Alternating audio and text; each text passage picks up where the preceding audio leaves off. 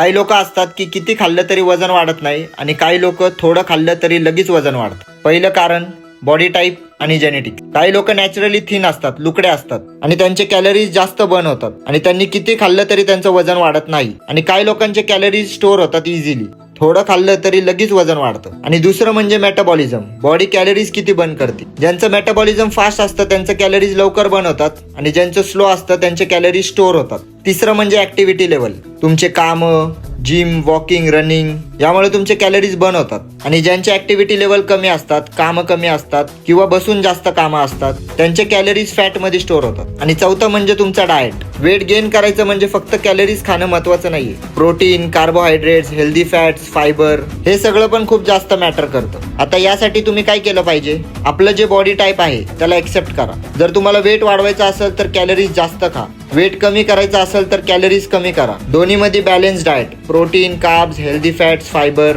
आणि एकदम proper training करा. स्ट्रेंथ वाढवा. आणि सगळ्यात महत्वाची गोष्ट म्हणजे पेशन्स आणि कन्सिस्टन्सी मेंटेन ठेवा. आणि खरंच बॉडीला ट्रान्सफॉर्म करायचं असेल तर मला फॉलो करायला विसरू नका.